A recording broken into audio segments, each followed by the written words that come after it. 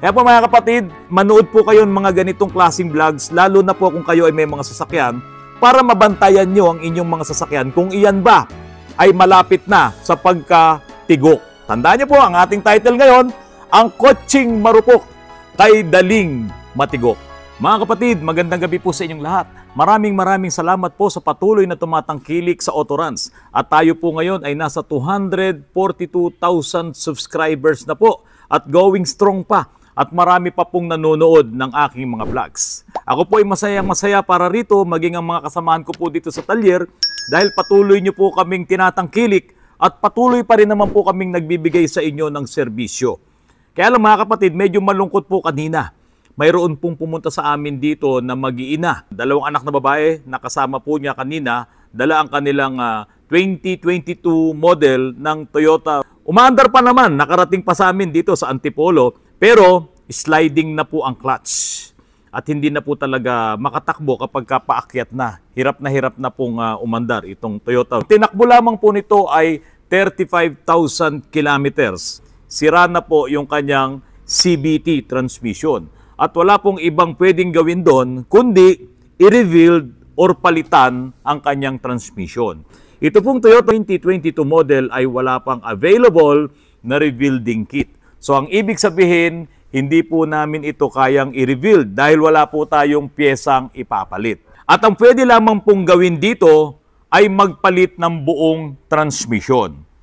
Pwedeng bumili ng surplus, kaya lang nung tawagan din namin yung aming mga kaibigan na nakukuhanan po namin ng mga sure, yung talagang legit na Japan surplus na mga transmission ay wala pa rin po silang available. Kasi nga po, bagong-bago pa itong unit na 2022 model at kung meron man po tayong makukuhang transmission nito, malamang ay Pinoy surplus. Yung mga tumakbo na dito sa Pilipinas, baka mamaya bumigay kagad, wala nga pong pang-rebuild ng transmission po na ito. Hindi pa po available. So sa madaling salita, malungkot po ang naging sitwasyon kanina nung mag-iina, yung nanay, saka yung 2 anak na babae, at ako daw po ay itinuro ng kaniyang asawa na nanonood po palagi ng aking mga vlogs. So sabi ko, teka muna, huwag po kayong mawalan ng pag-asa kasi sabi nyo po kanina sa akin ay nakausap nyo naman itong dikasa na meron talaga kayong problema rito sa inyong Toyota bago pa matapos ang inyong warranty.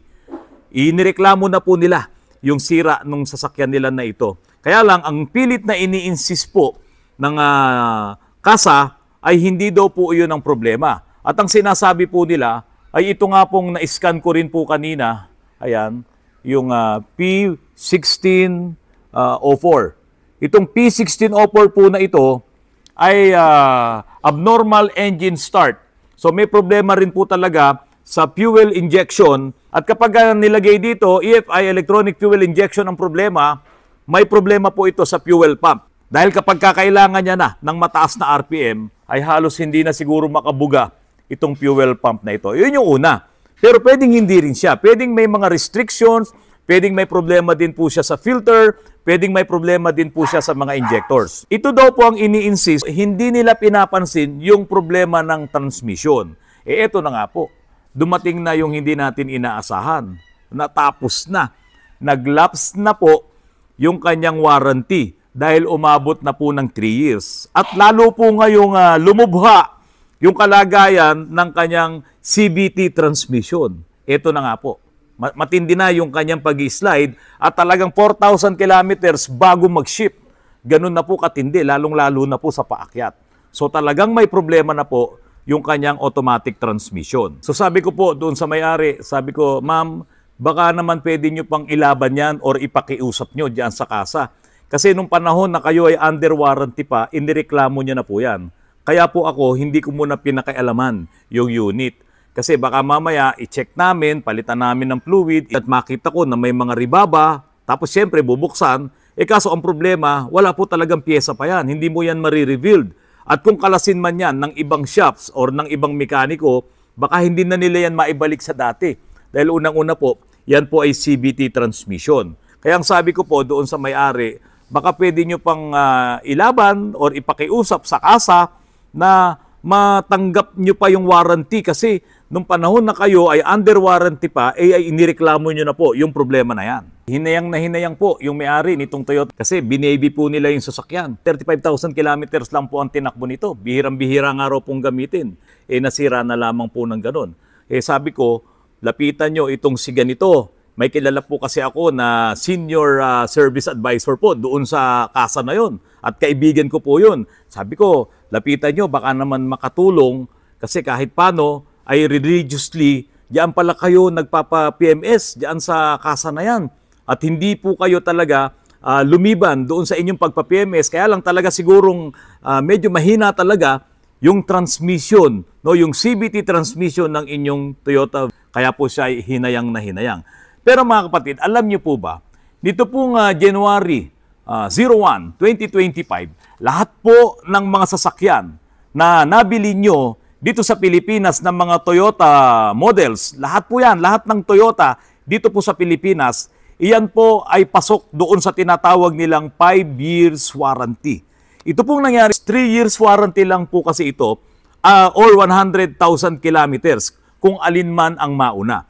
Pero mula po nung January 1, 2025 ay in-extend na po ng Toyota yung dati nilang 3 years warranty ng 5 years warranty. Pero siyempre, para makapasa ka doon, ay kailangang sumunod ka sa mga terms and condition para ikaw ay makapasok doon sa 4th year. At pagdating mo naman doon sa 4th year na warranty, full warranty po yun, susunod ka pa rin doon sa susunod na terms and condition para makapasok ka doon sa 5th year warranty. Hinabaan na po nila yan. Kaya kung itong si ma'am na may-ari nitong abot niya ngayon, itong bagong warranty na ibinibigay ng Toyota, ay hindi sana siya magkakaproblema. Pasok po yung engine at pasok po yung transmission. At para makapasok ka po doon sa 4th year warranty, doon sa extension nila, ay kailangan doon sa first 3 years na warranty mo, ay kailangan magkaroon ka ng 6 na PMS na hinihingi po nila. At kung ano pa yung mga nakalagay doon sa kanilang terms and condition.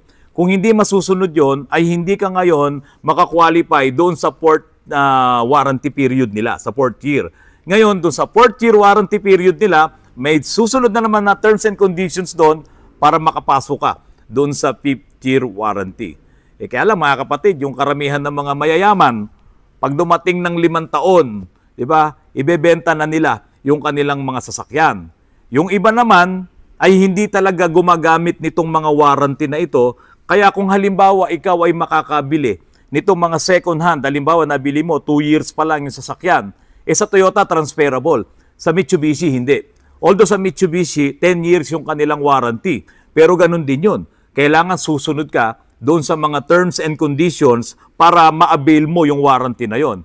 So kung ikaw ngayon ay bibili ng Toyota models na nabili mo na 2025, o halimbawa 2025 o ilang buwan na ba ngayon, at nakabili ka ngayon ng 2025 model ng Toyota, dito po na second hand na, pwede mong ma-avail yung warranty po na yan.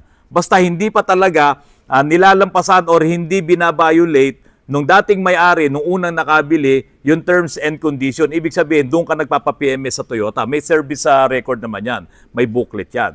So, ma-avail mo yun dahil transferable po yung sa Toyota. Ngayon, yung sa Mitsubishi, hindi. Kaya ibig sabihin lang po nun, yung 5 years warranty po na yan, 5 years kang nakatali doon sa terms and condition. Ngayon, tanong ko po sa inyo, doon sa mga nakabili na ng mga brand new na mga sasakyan, at kayo po ay talagang ginagamit nyo yung warranty na yan, at diyan kayo sa kasa talaga nagpapa-PMS, magkano po ba ang bawat PMS nyo? Yung first PMS nyo, medyo mura yan. Pero yung mga susunod na PMS niyan, medyo mahal na yan. At kapag ka natapos na yung may mga freebies kasi sila dyan eh. Lahat ngayon, nung mga presyo talaga na ibinebenta dyan sa kasa, iyan po ang i-avail nyo. Kaya kung 3 taon dun sa first 3 years na warranty, dapat ay tuloy-tuloy nyo pong gagamitin yan. At kung hindi nyo po yan tuloy-tuloy na gagamitin, ay hindi na kayo makaka-avail ng 4th year na warranty. Ito pong may-ari ng Toyota Veloz, bagamat in-avail niya, no, ginamit niya yung 3 years na warranty at doon sa warranty period na yon ay sa kasa talaga siya nagpapamaintain. Kaso, nung bandang huli na dahil malapit nang matapos yung kanyang warranty, nararamdaman na po nila yung problema na nagkakaproblema na yung kanilang transmission, yung CVT transmission, siyempre mga babae, wala naman silang alam sa pagmemekaniko, wala silang alam dyan sa kanilang sasakyan, hanggang sa naubos ngayon yung warranty nila, yung natitirang mga linggo, hindi pa rin naayos yung kanilang sasakyan. Kaya nga po pumunta sila rito. Pero ako naman, dahil sa marami na rin naman po tayong natulungan ng mga kababayan natin at mga subscribers ni Autorans, ang sabi ko, bumalik po kayo sa kasa, makiusap kayo, baka mahabol nyo pa dahil kailan lamang din natapos yung kanilang warranty. At nakapagreklamo na po sila nung issue po na yon doon sa sasakyan. Sa tingin ko, pasok pa po yun eh. Dahil kung yan po ay ilalapit nyo sa Department of Trade and Industry, baka po tulungan kayo ng DTI. Dito kasi sa Pilipinas, wala tayo nung katulad sa US na National Highway Traffic and Safety Administration na sila po ang lalapitan nyo at tutulungan kayo sa ganitong mga problema. Dito po kasi sa Pilipinas, wala. Talo po talaga ang end users dito. Sige, 10 years warranty Mitsubishi. 10 years ka rin na nakalak doon sa kanilang terms and condition. Doon ka lang magpapa-PMS. Lahat ng gagawin mo sa sasakyan mo, dapat doon lang. Once na i-violate mo yon, para mo na rin sinabi, tapos na yung warranty mo. Ngayon, itong tanong. Halimbawa, sige sabihin na natin, ginamit mo yung condition na yan at ikaw ay nag-avail ng mga warranty na yan. So sa loob ng 4 na taon, nasira ang engine mo. Nag-overheat ka. Yan. Ngayon, iimbestigahan din yan ng dealership, siyempre, ng kasa. Bakit ba yan nasira ang engine mo? Ano ba ang naging problema? Nag-overheat, natuyo ang coolant. O kaya nasira ang blower pan, o kaya naputol ang belt. Baka mamaya sisihin ka ng kasa, hindi mo tinecheck may problema na pala yung belt mo. Siyempre, ikaw naman sabihin, sa inyo naman ako nagpapa-PMS, di ba dapat alam nyo yan? So, ganun ang mga magiging usapan dyan. So, siyempre sila, ilalaban din nila yan. Teka, yung last PMS mo, ito, inaayos namin yan, pinalitan namin to, yan, chinek namin yan. Ikaw naman, siyempre, ilalaban mo rin yung sarili mo. So, usapan ng usapan yan. Kasi, kung talagang nasira ang makina mo at kailangan nilang palitan ng bagong makina, di siyempre malaking pera yon. Pero hindi ako naniniwala na papalitan nila yan ng bagong makina. Kung sila man ay tatanggapin nila yung sinasabi mong dapat ay masunod yung warranty, siyempre, baka i-overhaul lang nila yan. Pero dito po sa kaso nitong may-ari ng Toyota Veloz, transmission po ang problema nito. Sa kasa, hindi sila nagre-repair ng transmission. Sigurado yan, palit yan ng bago. Papayag ba si kasa na palitan ng bago itong CVT transmission ng Toyota? Di yan basta-basta papayag. At talaga, susuot ka sa butas ng karayom sa pakikipag-deal sa kanila. Katulad na lamang nung customer ko na doktor, hindi ko nababanggitin yung pangalan, nasira ang kanyang automatic transmission sa kanyang Toyota Fortuner. Yan po ay nasa vlog ko. Hindi po tinanggap yung kanilang pagkakamali kahit pa doon pa nasira sa kanilang kasa. So itong doktor po na to, ayaw naman din niyang ma-stress na at siya po ay marami rin talagang pasyenteng hinaharap. So ibinuhos na lamang niya sa mga pasyente niya yung panahon niya kaysa naman daw maghabol pa siya dito sa kasa. Bumili na lang po siya ng bagong transmission. Alam niyo kung magkano? 300,000 pesos yung transmission. Brand new. Ngayon, itong Toyota, baka ito ay umabot din ng ganung halaga. So, 250 pataas or umabot pa to ng 300,000 pesos. Kasi nga po, ay brand new yung transmission na to. Kaya po, kung i-avail natin yung ganyang mga klase ng warranty, baka mamaya pagdating doon sa engine at transmission ang problema, ay hindi rin natin makuha yung ating dapat makuha. Kaya yung mga gustong mag-avail ng warranty, ingatan nyo pa rin ang inyong sasakyan. Dahil kung pagdating sa dulo, makina na ang nasira, transmission na ang nasira, baka mamaya hindi ibigay ng kasa yan, kawawa kayo. Kayo ngayon ang bibili, kayo ngayon ang magpapagawa. Sa kabila nung talagang nag-avail naman kayo ng mga warranty. Pero sana, ay ang kasa, tulungan nyo itong mga end users na bumili sa inyo. Lalo na kung talagang nag-avail ng warranty. Kasi hindi maliit na pera yung kanilang uubusin para lang makasigurado sila, kasi parang insurance na yan para lang makasigurado sila na ang kanilang sasakyan kapag ka nasira ay nandyan kayo at tutulong sa kanila. Sa amin, pabor po na kung halimbawa hindi sila mag-a-avail ng warranty, masisira ang kanilang mga sasakyan, kaya naman namin gawin yan May nabibili namang pyesa, mas mura pa nga sa amin. Dito po sa Autorans, ang pinakamurang revealed namin ng transmission, nagsisimula po kami sa 40,000. Depende nga lang po sa modelo at depende po sa laki ng transmission. Ngayon, pataas po ng pataas yun kasi hindi lang naman transmission ang nasisira rin. Pati po yung kanyang transmission control module, nasisira din yan. At karamihan nga po itong mga malalaking mga sasakyan, itong mga SUVs at yung mga bagong mga sasakyan ngayon. Ang nakakalungkot dito, mga kapatid, 3 years pa lang, hindi pa dapat masira yung transmission nun. At napakaganda. Ayaw lamang ipakita ng may-ari yung itsura ng kanilang sasakyan kasi nahihiya po sila at hindi ko alam kung ano ang plano nila. Ngayon mga kapatid, hindi ako masaya na maraming nasisiraan. Kaya nga po ako ay nagbablog at kung kaya nyong gawin yung mga binablog ko na i-DIY nyo ang inyong mga sasakyan, maingatan nyo ang inyong mga sasakyan, ito nga po ay nagwa-warning na lang din naman para sa inyo na ingatan nyo talaga ang inyong mga sasakyan dahil napakadali ng masira ng mga sasakyan ngayon. Yung mga sasakyan noong araw, ito marami ako ngayong ginagawa dito, mga lumang sasakyan. No, dinadala nila dito sa amin kasi di naman ako pwedeng tumanggi dahil ang lalayo pa po ng pinanggalingan itong mga sasakyan na ito. Itong mga bagong sasakyan, ilan ngayon yung Toyota Innova na ginagawa namin dyan? 3. Sira lahat ng transmission. May 2 Fortuner, may 2 Monteros, sira lahat ang mga transmission nila. Nire-rebuild po namin. Malaking bagay po yun para sa amin. Yung mga technician namin sa transmission, marami po sila, 10. Dito lamang po sa Autorans, 24 po ang tauhan namin dito. So malaking bagay sa amin yon itong lahat ng mga nagpapagawa sa amin. Kaya lang, kayo po, marami pong nawawala ding pera sa inyo kung hindi nyo po iingatan ang inyong mga sasakyan. Ngayon, itong mga bagong mga sasakyan na ito, andaling masira. Kaya itong mga kasa, itong mga nagbebenta ng mga sasakyan na ito na inaatupag nila yung mga warranty.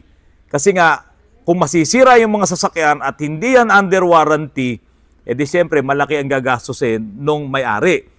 Ngayon, dahil sa maraming ang bumibili ng mga sasakyan at alam nila ngayon na itong mga napapanood nila sa mga vlogs ay nasisira itong mga sasakyan na ito, ina-avail ngayon nila yung mga warranty na ito. Kaya nga ngayon mga kapatid, halos lahat nitong mga car manufacturers na to ay sinasabi nila kung gaano kahaba ang kanilang mga warranty. Ang warranty period. Ang Toyota, dating 3 years, naging 5 years. Ang Mitsubishi, 10 years. Ang Hyundai at ang iba pang mga car manufacturers, talagang ginagandahan na nila yung kanilang mga warranty para itong mga bumibili ng mga bagong sasakyan ay doon sa kanila magpa-PMS, doon sa kanila magpa-service. Wala naman pong problema yon. Kasi kung kaya naman nung mga bumibili ng mga bagong sasakyan, mas okay din naman talaga yon dahil nga itong mga bagong sasakyan, wala ka pa naman talagang mabiling pyesa. Wala pang mabiling rebuilding kit nito. Saan ka ngayon pupunta kapag ka nasira na yun? Kaya maganda kung naka-warranty ka din. Pero siyempre, pag bumili ka ng sasakyan mo, ingatan mo talaga yan. Kapag hindi mo masyadong ginagamit, delikado rin yan para sa inyong mga sasakyan. At siyempre, kung hindi ka maalam sa sasakyan, nagkakaproblema na pala, nagagamit mo pa, hindi mo kagad nadala sa mga kasa na yan, pala masama na, yung pala delikado na ginagamit-gamit mo pa, yan ang nangyari dito sa Toyota Veloz. Kaya po mga kapatid, ang title po ng vlog ko po ngayon, Ang Kotseng Marupok Kay Daling Matigok. Hindi po si Rico J. Puno ang gumawa ng title na yan. Ako po mismo, si Autorans. Mga kapatid, maraming salamat po sa patuloy na pagtangkilik nyo po sa aking channel. Ito naman pong vlog ko po ngayon, hindi po ako naninira sa Toyota, hindi ako naninira sa Mitsubishi. Pero dahil sa tayo po ang end user, tayo ang bumibili ng sasakyan. Meron din po akong mga sasakyan. At naranasan ko na rin pong bumili ng brand new na sasakyan. Inabail ko rin naman yung 3 years na warranty period po na yan. Dahil siyempre ako mekaniko ako. Gusto ko kapag ka nasira yung sasakyan ko, nandyan si Toyota na binilan ko. Ngayon, kayo, kung halimbawa, malapit nang matapos ang inyong warranty, dapat tutukan nyo sa sasakyan nyo. Sa totoo lang po, ganyan ang ginawa ko sa Fortuner ko.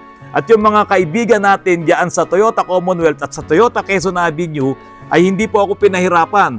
Bago matapos ang warranty ko, lahat ng problema ng Toyota Fortuner ko ay inayos nila. Kaya masaya rin naman po ako doon.